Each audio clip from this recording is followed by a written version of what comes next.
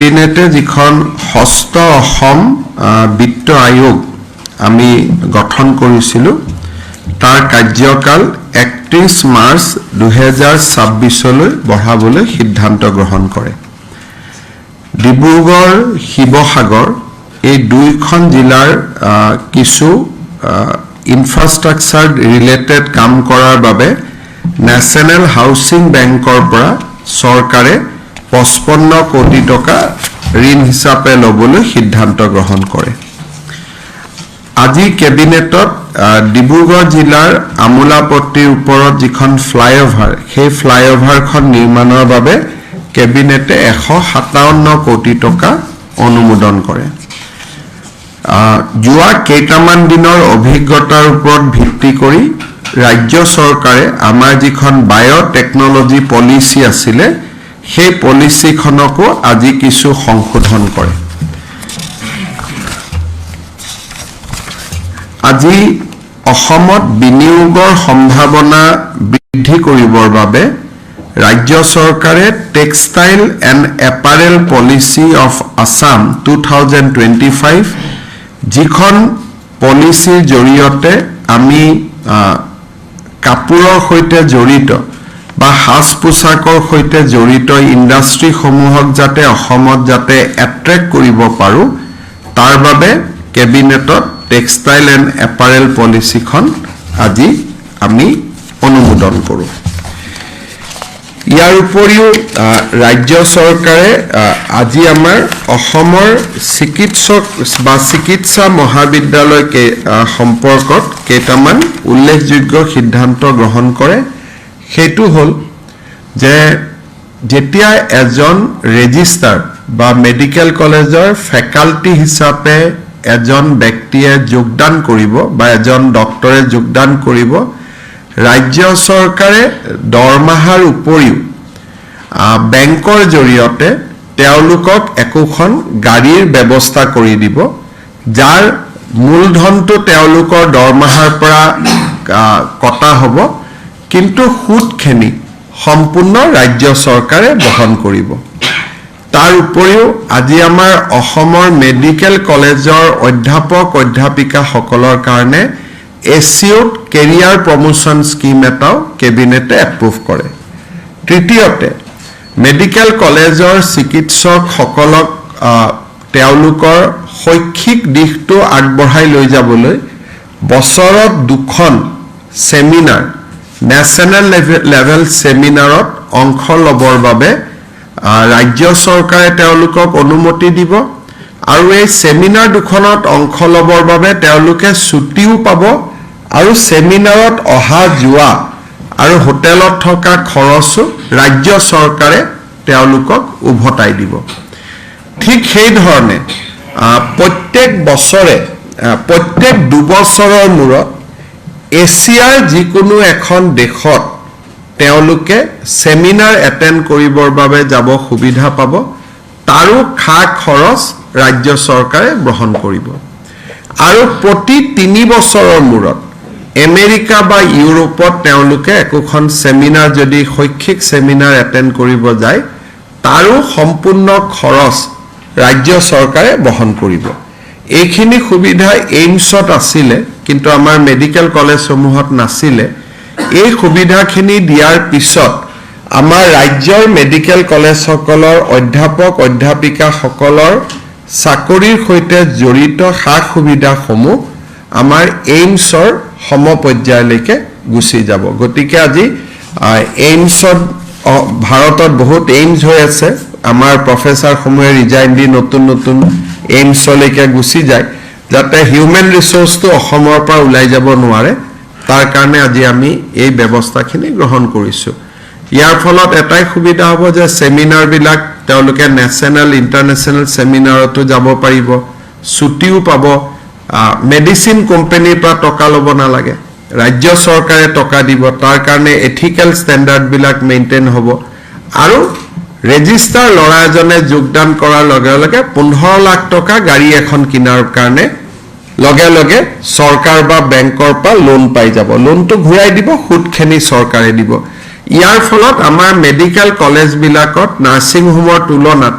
আমি মেডিকেল কলেজত চিকিৎসকসকলক আকৰ্ষিত কৰিব পাৰিম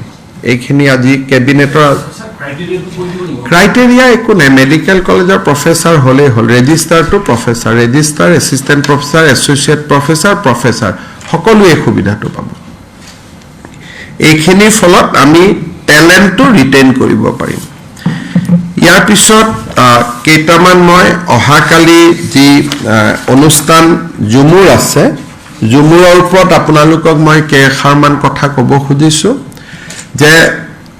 জুমুৰৰ অনুষ্ঠান আমাৰ সন্ধিয়া 5:30 বজাত আৰম্ভ হ'ব যিসকল দৰ্শক বা যিসকলে পাছ লৈছে ৰেজিষ্ট্ৰেচন কৰিছে তেওঁলোকে 3:30 বজাত আমাৰ সৰু সজাই প্ৰৱেশ কৰিব লাগিব কাৰণ প্ৰধানমন্ত্ৰী অহাৰ পৰিপ্ৰেক্ষিতত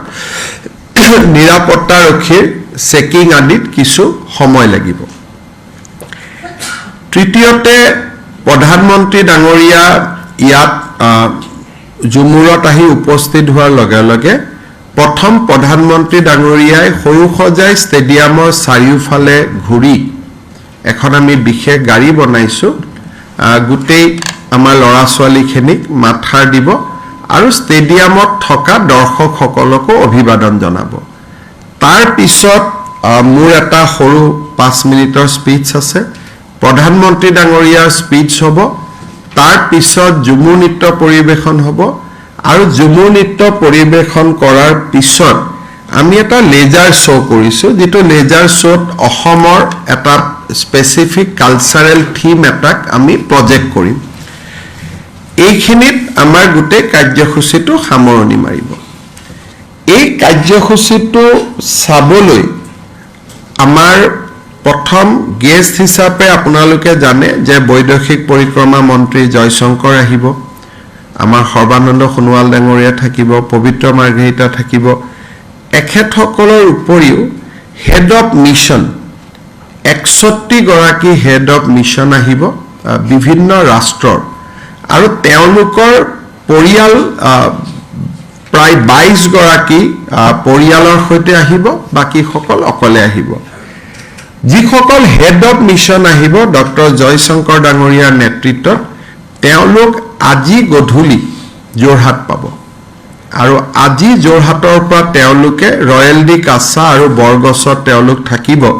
আজি ৰাতি অহাকালি ৰাতিপুৱা তেওঁলোকে জীপ সাফাৰী এলিফেন্ট সাফাৰী এখিনি কৰি তাৰ পৰাই তেওঁলোক গুৱাহাটীলৈকে ঘূৰি আহিব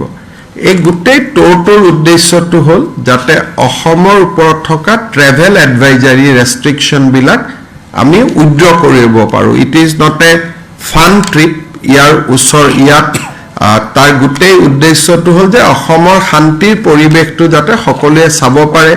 ফৰেন টুৰিষ্ট ডমেষ্টিক টুৰিষ্ট তেওঁলোকে দেখা পাব পাৰে আৰু কাজিৰঙা আদি চোৱাৰ ক্ষেত্ৰত যিখিনি ৰেষ্ট্ৰিকশন ইম্পোজ কৰি থোৱা আছে সেইখিনি যাতে উইথড্ৰ হ'ব পাৰে আপোনালোকক ইতিমধ্যে কৈছো যে অষ্ট্ৰেলিয়া ইতিমধ্যে এই ৰেষ্ট্ৰিকশন বিলাক উইথড্ৰ কৰিছে so this is a huge initiative government of India has taken আৰু যদি খুব ভালে ভালে হৈ যায় মই ভাবো যে অসমত টুৰিজৰ সংখ্যা ইট উইল ইনক্ৰিজ ড্ৰাস্টিকেলি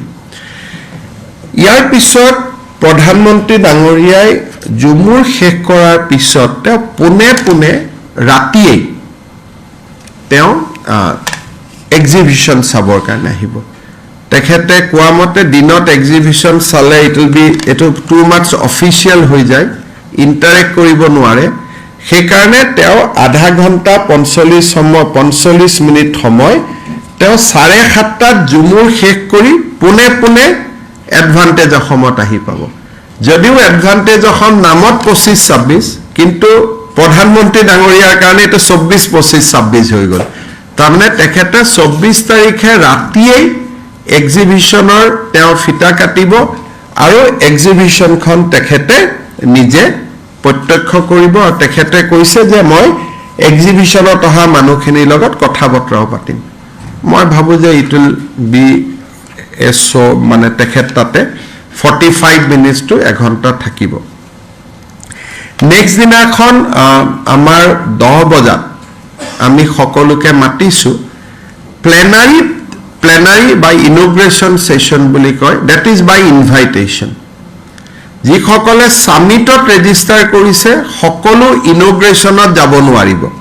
কাৰণ ইনগ্ৰেশ্যনৰ কেপাসিটি হল 2200 গতিকে সামিটত সোমালেও ইনগ্ৰেশ্যনত সোমোৱাৰ কাৰণে এটা স্পেশাল ইনভিটেশন কাৰ্ড এখন লাগিব আৰু সেইখন আমি বিতৰণ কৰিছো সো মানুহে এটা ভুল কৰিব নালাগে যে সামিটত অহা মানে ইনগ্ৰেশ্যনত অহা নহয় ইনগ্ৰেশ্যনৰ কাৰণে এখন ইনভিটেশন কাৰ্ড আছে বেজ আছে সেইখিনি মানুহ সামিট প্লেনাৰীত সোমাব বাকি মানুহ আমাৰ এক্সিবিশন আদি তেওঁলোকে চাব পাৰিব প্লেনাৰী শেষ হৈ যোৱাৰ পিছতে মন্ত্ৰীসকলৰ সেশন আৰু থিমেটিক সেশন আৰম্ভ হ'ব 26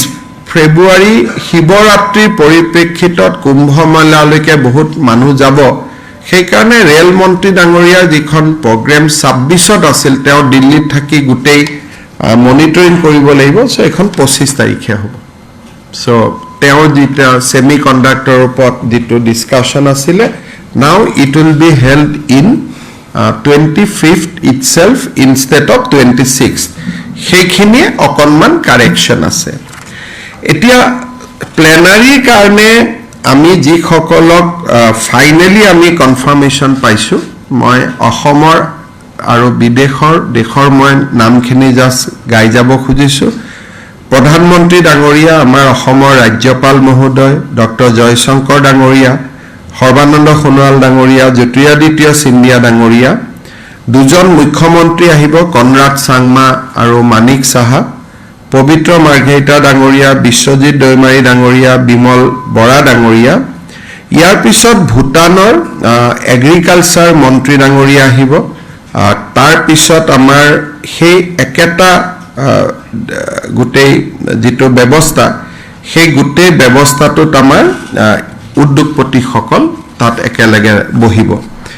উদ্যোগপতি বুলি কওঁতে আমি কেইটামান নাম আপোনালোকৰ আগত লব খুজিছো যে Natarajan Chandrasekhar chairman Tata sons Mukesh Dhirubhai Ambani Reliance Gautam Adani group Anil Agarwal Vedanta resource limited Sajjan Jindal chairman JSW Prashant Ruia CEO SR Anil Salame Shetty MD CEO Greenko Abhijit Barua আমাৰ premier cryogenics Anupam Deka SRD group Savitri Jindal Sangeeta Jindal BK Goenka chairman Welspun এই ধৰণে Rohit Jawa CEO Hindustan lever Randhir Thakur CEO Tata engineering এই ধৰণে আমাৰ কাইজাত ভাৰুসা HDFC এই ধৰণে আমাৰ প্লাস আমাৰ অইলৰ CMD এই গুটেই মানুহখিনি আমাৰ এই বিগিনিং অনুষ্ঠানটোত থাকিব তাৰ উপৰিও এই গুটেই অনুষ্ঠানটোত আমাৰ 7খন ৰাষ্ট্ৰৰ বিশেষ প্ৰতিনিধি দল আহিছে Australian high commissioner is leading a Australian investor teams তো তেখেতসকল এমিয়াৰ গ্ৰুপটোৰ বাহিৰত এমিয়াৰ লগত যিসকল আহিছে তাৰ পৰা বাহিৰত বিজনেছ ডেলিগেশ্যন আহিব এটা বিজনেছ ডেলিগেশ্যন আহিব অষ্ট্ৰেলিয়াৰ পৰা এটা বিজনেছ ডেলিগেশ্যন আহিব সাউথ কোৰিয়াৰ পৰা এটা বিজনেছ ডেলিগেশ্যন আহিব সিংগাপুৰৰ পৰা এটা বিজনেছ ডেলিগেশ্যন আহিব মালয়েছিয়াৰ পৰা এটা বিজনেছ ডেলিগেশ্যন আহিব টাইৱানৰ পৰা এটা বিজনেছ ডেলিগেশ্যন আহিব ইণ্ডোনেছিয়াৰ পৰা আৰু এটা বিজনেছ ডেলিগেশ্যন আহিব থাইলেণ্ডৰ পৰা আৰু ভূটানৰ এন্টায়াৰ টিমটো আহিব they have a very high level delegation so গতিকে আৰু জাপানৰ পৰা ইনভেষ্টৰ্ছ আহিব so it will be a দেশীয় আৰু আন্তৰ্জাতিক সকলো ধৰণৰ আমাৰ ইয়াতে বিনিয়োগকাৰীসকল আহিব আজি আমাৰ বাবে এটা খুব বিগিনিং ইজ ভেৰি ব্ৰাইট আজি আমাৰ কেবিনেটত আমি 1,22,000 কোটি টকাৰ বিনিয়োগ আমি আজি অনুমোদন কৰিছো যিমানখিনি MOU ইয়াত আমাৰ আহিছিলে কেবিনেটত আমি তন্নকৈ পৰ্যবেক্ষণ কৰাৰ পিছত 1,22,000 কোটি টকাৰ MOU আজি আমি কেবিনেটত এপ্ৰুভ কৰিছো number will go but 1,22,000 crores of MOU is already আজি এপ্ৰুভ হৈ গল কেবিনেটত গতিকে এইখিনি নেচাৰ হ'বই আৰু কি আগবাঢ়ি যায় সেইটো আমি সামিটত গম পাম গতিকে আজ আমাৰ এটা সিদ্ধান্ত আছিল যে আমি কেবিনেটত নকৰাকৈ ডাইৰেক্টলি সহি নকৰো আৰু আমি খুব ক্লোজলি স্ক্ৰুটিনাইজ কৰিম গতিকে both government non government মিলি আমাৰ 1,22,000 কোটি টকাৰ MOU আজি আমাৰ কেবিনেটে এপ্ৰুভ কৰে গতিকে বাকি ডিটেইলছ খিনি আপোনালোকে সেই সময়ত পাই যাব so we are starting the summit with 1,22,000 MOU already in hands বাঢ়ি যাব অলপ সলপ আৰু ইনক্ৰিজ হ'ব সেইখিনি এটা আজি 240 হ'ব হা ভ্যাৰাইটি অফ সেক্টৰ তাত আমি দুটা সিদ্ধান্ত লৈছো যে গাহৰিৰ ওপৰত আমি কোনো MOU নকৰো তাক বাদ দি আমি সকলো সেক্টৰ খুলি দিছিলো গতিকে হ্যান্ডলুম টেক্সটাইলৰ পৰা পাৱাৰৰ পৰা ইন্ডাষ্ট্ৰিৰ পৰা মাইন্স এণ্ড মিনাৰেললৈকে 1,22,000 কোটি টকাৰ আজি আমাৰ MOU আমি ইয়াত কেবিনেটত অলপ সময় আগতে এপ্ৰুভ কৰিছো আমি 3 ঘণ্টা পুংখানুপুংখভাৱে আমি চাই এটাকৈ আমি এপ্ৰুভ কৰিছো ইয়াৰ পিছত এনাউন্সমেন্টটো বেলেগ হ'ব কিছুমানে ভাষণত এনাউন্স কৰিব কিন্তু তেওঁলোকে হয়তো MOU কৰি ইমান ভাল নাপাব ধৰক ৰিলায়েন্সে যি কৰিব they will do announcement Adani যি কৰিব they will do announcement so ইয়াত তিনিটা সেক্টৰ থাকিব এটা হল এনাউন্সমেন্ট ফৰ ইনভেষ্টমেন্ট নাম্বাৰ 1 এটা হল announcement for infrastructure number 2 number 3 হ'ব MOU ফাইনেন্সিয়েল যত নেকি টকা বিনিয়োগৰ MOU হ'ব আৰু কিছুমান MOU থাকিব নন ফাইনেন্সিয়েল যেনেকৈ সিঙ্গাপুৰত নাৰ্স লৈ যাব জাপানত যুৱ শক্তিক লৈ যাব স্কিলিং কৰি সেইবিলাক হয় নন ফাইনেন্সিয়েল সো CISR লগত এটা আমাৰ নতুন MOU হ'ব যে PWD ৰাস্তাত যিমান গাড হ'ব সেই গাডবোৰ মাৰিবৰ কাৰণে they will give us a technology যিটো টেকনলজিত লোহাৰ গুৰি বিলাক থাকিব সেইটো দি যেতিয়া গাড বিলাক আমি মাৰি দিম বানপানীৰ সময়টো এটো সেকেন্ড টাইম গাড নহব সো কেইখনমান এনেকে টেকনলজিক্যাল MOU হ'ব যত নেকি টকাৰ কথা নাহে এটা হল announcement by the private investors তাতো এটা এমাউন্ট আহিব announcement by different ministers on infrastructure যেটো গভর্নমেন্ট হ'ব মন্ত্ৰী সকলে কি অহা 2 বছৰত কৰিব there will be announcement by private and announcement by government A B C হ'ব MOU যেখিনি 1,22,000 কোটি টকা আমি কলো আৰু বাঢ়িব পাৰে সেইখিনি হল MOU নেক্সট হ'ব MOU হ'ব but non financial গতিকে there will be 4 sector আগতে ইমান meticulously আমি নকৰো যেতিয়া আপোনালোকক আমি কাগজ দিম MOU financial MOU non financial MOU hall university to university education collaboration these are non financial tar pisot MOU department wise them health or iman education or iman department wise number 4 hol announcement by big industrial houses either valedictory plenary or ministerial session or there will be announcement 4th announcement by government even tad hoyto pradhan montriyo jodi kiba announce kore there will be part so like that announcement by government so apunaluke mane bhovishotor reference or karone buji pabo je government iman non government iman PSU iman financial MOU iman non financial MOU 1 But non-financial MOUs are also very, very interesting MOU, যি নেকি আমাক আধাৰভূত সহায় কৰিব for future. এইখিনি আমি MOUখিনি সাংবাদিকসকলৰ সন্মুখতে সহি হ'ব, মন্ত্ৰীসকল থাকিব, এনাউন্সমেণ্টখিনি আমি গমেই পাম. Simultaneously আমাৰ আৰু এটা কাম চলিব, সেইটো হ'ল অসমৰ সকলো জিলাত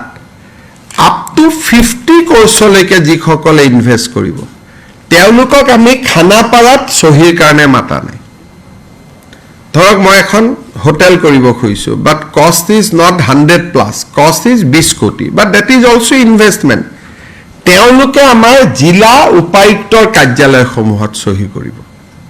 তাৰমানে এডভান্টেজ আছাম ইয়াতো হৈ থাকিব, এডভান্টেজ অসম জিলা উপায়ুক্তৰ কাৰ্যালয়বিলাকতো হৈ থাকিব. আৰু তেনেকুৱা MOU হ'ব 2590খন. কিন্তু এইবিলাক সৰু সৰু MOU, 50 লাখ, 5 কোটি, 2 কোটি, 5 লাখলৈকে, 5 lakhs to 50 crores এইটো আমাৰ জিলাত হ'ব. আৰু তেনেকুৱা MOU এতিয়ালৈকে কনফাৰ্ম হৈছে 15,911 কোটি টকা. এইটো 1,22,000 বাহিৰত, এইখিনি আমাৰ থলুৱা. 50 crores is the upper limit. 51 কোটি হলে গুৱাহাটীত গুচি আহিব. যদি আপ টু 50 crores হয় আৰু তেওঁলোক সেই ডিষ্ট্ৰিক্টৰে বাসিন্দা হয়, ইমান দূৰ ইয়াত অহাৰ কষ্ট কৰা দৰকাৰ নাই. গতিকে ডিসি সকলে কৰিব, কিন্তু ষ্টেটমেন্টত আপোনালোকে কনসলিডেটেড ষ্টেটমেন্টত সেইটো উল্লেখ থাকিব. ধৰক মই এটা সৰু এক্সাম্পল দিলোঁ, কোনোবাই কাছাৰত এখন হোটেল কৰিব, 30 কোটি টকা খৰচ কৰিব, তেওঁ কাছাৰৰ ডিচিৰ অফিচত MOU কৰিব, কপিটো ইয়াত পঠাই দিব যাতে আমাৰ ষ্টেটমেন্টত আমি ইনক্লুড কৰিব পাৰোঁ. কিন্তু বিলো 50 crores MOUখিনি আমি জিলাত কৰিব খুজিছোঁ. কিন্তু কোনোবাই যদি ৰাজ্যৰ বাহিৰৰ পৰা আহি ইয়াতে 15 কোটি 20 কোটিও খৰচ কৰিব খোজে, বোলে নহয় ইয়াতে সহিটো হ'লে ভাল পাম, উইল ৱেলকাম দেম. কামৰূপ মেট্ৰৰ MOUখিনি আমাৰ এডভান্টেজ অসমতে হ'ব পাৰে, তেনেকুৱা কোনো কথা নাই. গতিকে সবখিনি আমি স্মল এণ্ড মিডিয়াম সেক্টৰকো এডভান্টেজ অসমত আমি যোগদান কৰাৰ সুবিধা দিছোঁ. সেইকাৰণে আজি আমাৰ MOU এপ্ৰুভল 1,22,000 কোটি টকা, ইন এডিশ্যন 15,911 crores যিটো ডিষ্ট্ৰিক্টত হ'ব. আৰু অলপ যোগ হৈ আৰু অলপ আহিব. যিসকলে ইনভেষ্টমেণ্ট কৰিব খোজে তেওঁলোকক মই আহ্বান জনাম যে জিলাটো সহি কৰিব পাৰিব, ইয়াতো সহি কৰিব পাৰিব. তো overall beginning looks to be very bright and sunny, খুব ভাল. আৰু খুব এটা ভাল এটা হৈছে যে আমাৰ যিমান গেষ্ট আহিব 350 জন গেষ্টে কৈছে যে আমি জুমুৰো চাম. গতিকে এইবাৰ এম্বেছাডৰে হওক বা বাহিৰৰ পৰা যিসকল ইনভেষ্টৰ আহিব, যিসকল 24ত আহিব তেওঁলোকে জুমুৰ চাম বুলিও কৈছে. সেইটো এটা. ফাইনেলি মই সামৰণি মাৰিছোঁ, আমাৰ জুমুৰটো 8খন বাগিচাতে আমি দেখুৱাম. টিভি বা আমাৰ LED প্ৰজেক্টৰ এইবিলাকে সৈতে আমাৰ জুমুৰটো ইয়াতো হৈ থাকিব আৰু তাতো হৈ থাকিব. মই অলপ তাৰ জেগাত কৈছোঁ যে যিবিলাক ছোৱালী আহিব পৰা নাই তেওঁলোকে বাগিচাতে তেওঁলোকে জুমুৰ নাচিব পাৰিব. অলপ বেলুন তেলুনো বাগিচাবিলাকত লগাব দিছোঁ, তেওঁলোকে ভাল কৰি চাব পাৰিব. ফাইনেলি এটা কথাৰে সামৰণি মাৰিছোঁ, অসমত কিছুমান মানুহে কৈ আছে যে জুমুৰটো ঝাৰখণ্ডৰ হয়.